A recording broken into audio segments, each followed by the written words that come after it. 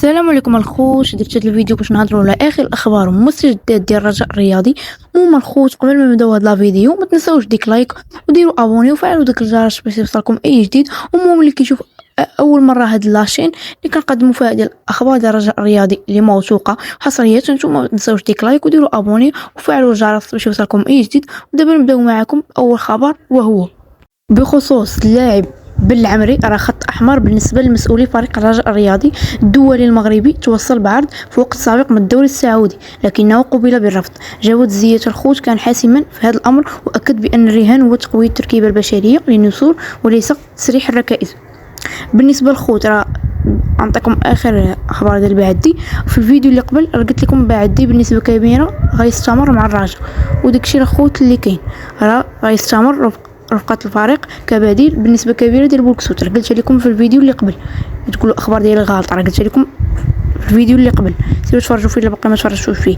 بالنسبه للخوت زكريا لبيب راه هو خارج مفكرات المدرب التونسي لسعد الشابي، راه خارج مفكرات المدرب.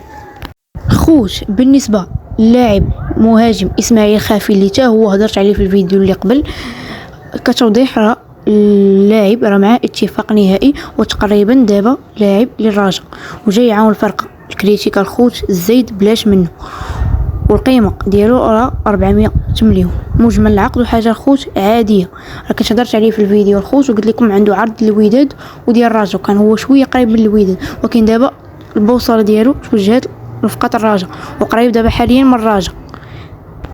دابا الخوت راه باقي ما جاتش ستيلو، وملي يجي للمغرب غيوقع.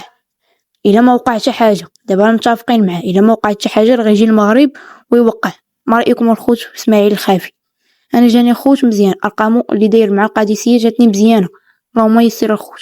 اما الخوت بالنسبه للمهاجم الاجنبي راه غيتحسم حتى الاسبوع القادم الخوت. بخصوص الخوت المهاجم دابا المغربي راه في الطريق ديالو الحسم، في حال ما طرا والو على خافي. وبالنسبه للمهاجم الاجنبي غيتحسم حتى الاسبوع القادم الخوت. بخصوص الثنائي الخوت نادي الرجاء الرياضي انور علام وكريم اشقر ينتقلان الى نادي الرجاء بن ملال على سبيل الاعاره.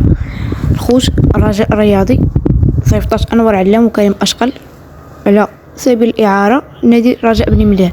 هذيك تبان لي خوت خطوه ايجابيه مزيان باش اللعابه يتحكوا يجيو مزيانين. ما رايكم الخوت في هذا الخبر؟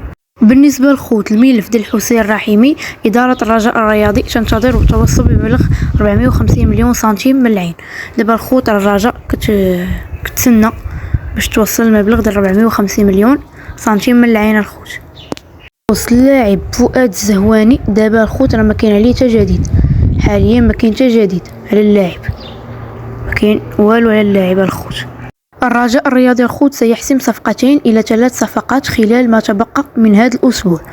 والرئيس سيد جواد زيات خارج الديار يتفاوض مع أحد مستشارين جدد. ما رأيكم الخوت في هذه الأخبار هذو اللي عطيتكم دابا؟